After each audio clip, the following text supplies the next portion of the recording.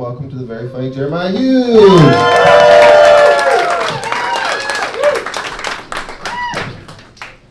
Portland's always so good looking. I feel so self-conscious. How's it going, guys? You guys doing okay?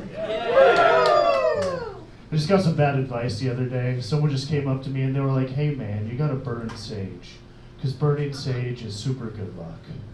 But no one ever bothered to tell me that burning sage, I own myself, was considered really bad luck. And I learned that way too late when my cat died. Yeah, so rest in peace, Sage. I'm gonna miss her.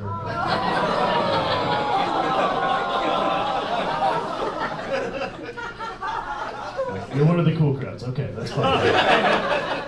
Sometimes that joke doesn't go over very well. Don't worry, I'll be selling oven mitts after the show.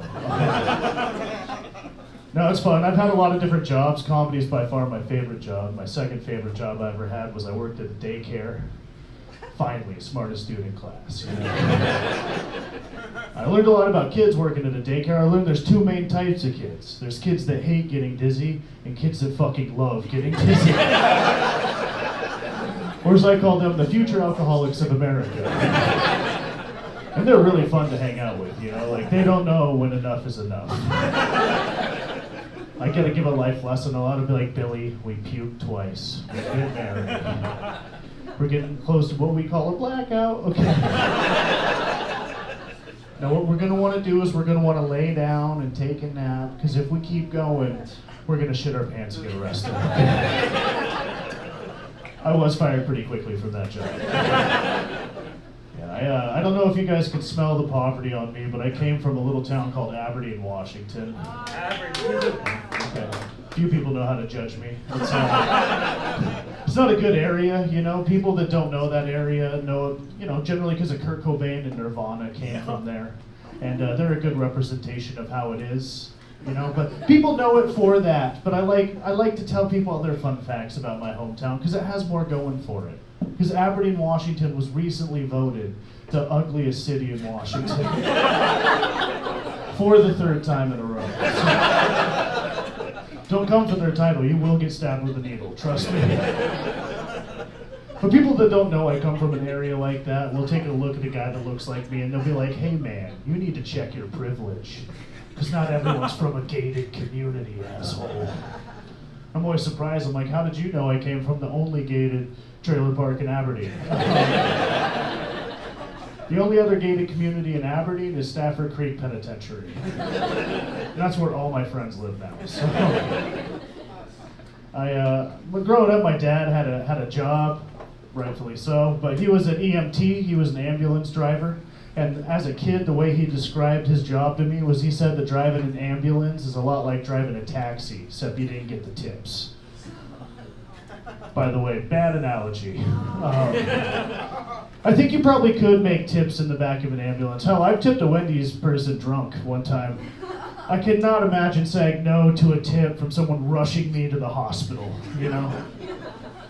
Plus, like, that analogy at its core just doesn't make sense. Because I don't think driving an ambulance is like driving a taxi. I think driving an ambulance is more like driving DoorDash. Because the whole goal of either driving an ambulance or driving DoorDash is you got to get the delivery there before it gets cold.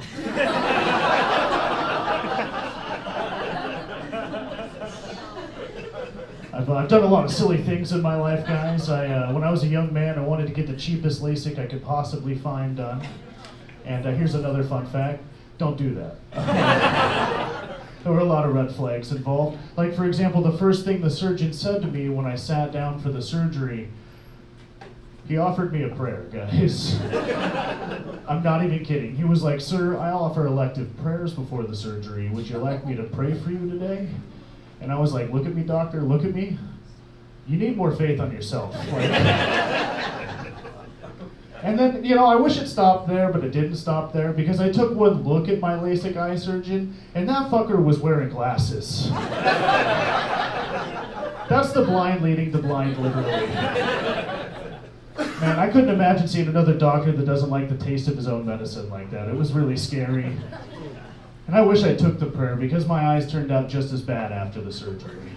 That's the last time I get LASIK done in a church in Aberdeen, you know. People up front in glasses like the joke. That's all that matters to me.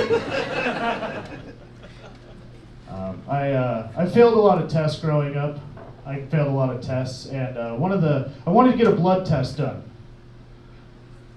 Results of the blood test were kind of surprising. Turns out I'm 100% that bitch.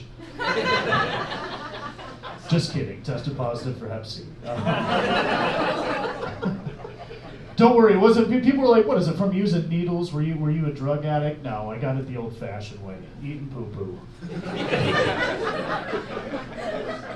I don't know how I came into contact with it. I made a doctor's appointment as quick as American medicine would let me in. So like 6 months later, I'm seeing my doctor.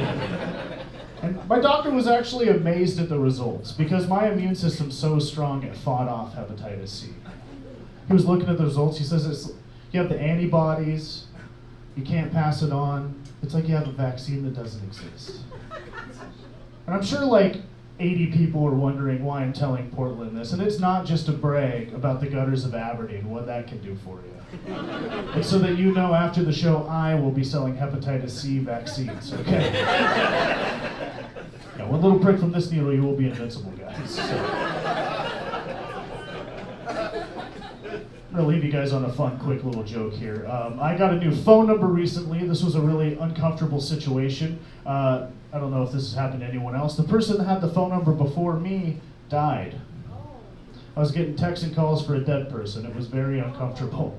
And I didn't know what to do when the mom texted me. She was like, "Honey, I can't bear to delete this phone number.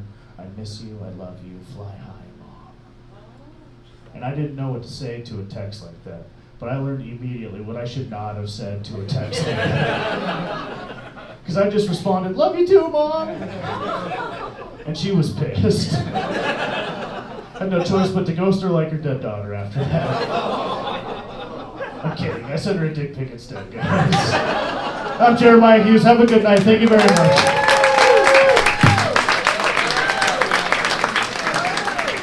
Keep it going for Jeremiah. Come on. Keep it going.